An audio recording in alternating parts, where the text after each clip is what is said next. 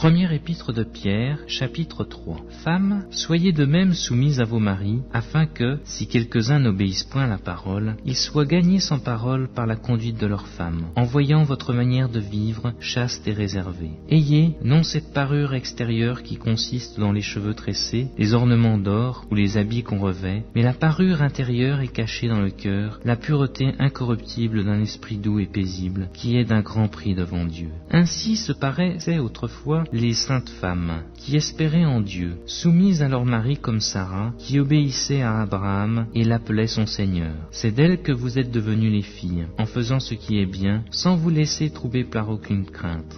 Marie, montrez à votre tour de la sagesse dans vos rapports avec vos femmes, comme avec un sexe plus faible. Honorez-les, comme devant aussi hériter avec vous de la grâce de la vie. Qu'il en soit ainsi, afin que rien ne vienne faire obstacle à vos prières. Enfin, soyez tous animés des mêmes pensées et des mêmes sentiments, pleins d'amour fraternel, de compassion, d'humilité. Ne rendez point mal pour le mal, ou injure pour injure. Bénissez au contraire, car c'est à cela que vous avez été appelés, afin d'hériter la bénédiction. Si quelqu'un en effet veut aimer la vie et voir des jours heureux, qu'il préserve sa langue du mal et ses lèvres des paroles trompeuses, qu'il s'éloigne du mal et fasse le bien, qu'il recherche la paix et la poursuive. Car les yeux du Seigneur sont sur les justes, et ses oreilles sont attentives à leurs prières, mais la face du Seigneur est contre ceux qui font le mal.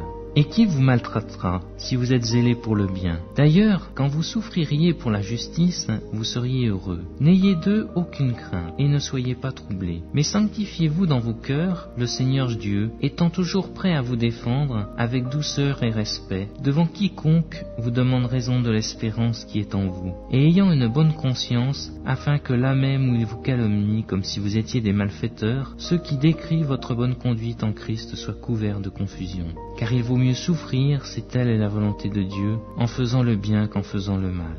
Christ a aussi souffert une fois pour les péchés, lui juste pour des injustes, afin de nous mener à Dieu, ayant été mis à mort quant à la chair, mais ayant été rendu vivant quant à l'esprit, dans lequel aussi il est allé prêcher aux esprits en prison, qui autrefois avaient été incrédules, lorsque la patience de Dieu se prolongeait, au jour de Noé, pendant la construction de l'arche, dans laquelle un petit nombre de personnes, c'est-à-dire 8, furent sauvées à travers l'eau. Cette eau est une figure du baptême, qui n'est pas la purification des souillures du corps, mais l'engagement d'une bonne conscience envers Dieu, et qui maintenant vous sauve, vous aussi, par la résurrection de Jésus-Christ, qui est à la droite de Dieu, depuis qu'il est allé au ciel, et que les anges, les autorités et les puissances lui ont été soumis.